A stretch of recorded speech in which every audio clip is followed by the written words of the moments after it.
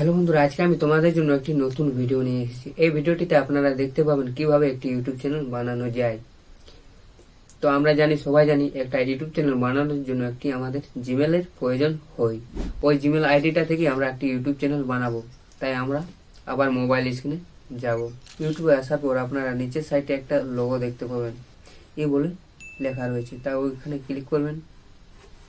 Click করার পর switch অ্যাকাউন্টটিতে click করবেন। সুইচ অ্যাকাউন্টে ক্লিক করার পর আপনারা যখন জিমেলটি দিয়ে ইউটিউব চ্যানেলটি বানাতে চাইছেন সেটাকে আপনি ক্লিক করে নেবেন। তো আমি এই জিমেলটা দিয়ে ইউটিউব চ্যানেলটি বানাতে চাইছি, তাই এই জিমেলটাকে ক্লিক করে নেব।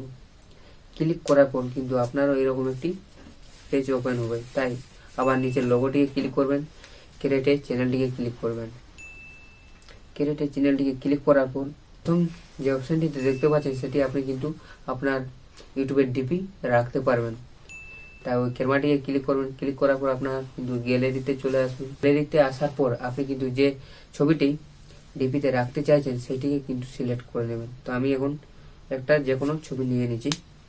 নেওয়ার পর সেভ করে দেবেন। সেভ করার পর পরের অপশানটিতে লেখা রয়েছে নেম। আপনি ইউটিউব চ্যানেলটি কী নামে বানাতে চাইছেন, তবে যখন আপনি নামটি দিবে তখন আপনি ইউটিউবে সার্চ করে নেবে ওই নামটি দিয়ে আর অন্য কোনো চ্যানেল আছে কিনা। যদি না থাকে তাহলে ওই নামটি দিয়ে আপনি ইউটিউব চ্যানেল বানাবেন। তাহলে কি হয়, আপনার নামটি যখন ইউটিউব চ্যানেলে সার্চ করা হয় তখন আপনার জিমেলটি কিন্তু প্রথমে আসার চেষ্টা অনেকটা থাকে। তাই আপনি নতুন কিছু নাম ইউটিউব চ্যানেলটিতে দিয়ে দেবেন। নামটি দেওয়ার পর সেভ করে দেবেন। সেভ করার পর নিচে 3 নম্বর অপশানটিতে দেওয়া রয়েছে হ্যান্ডেল। আপনার কিন্তু এই নামটিতেও আপনার জিমেলটা আসতে পারে। এই নামটিতেও আপনি কিন্তু নিজের ইচ্ছা মতো এই নামটিতেও দিতে পারবেন।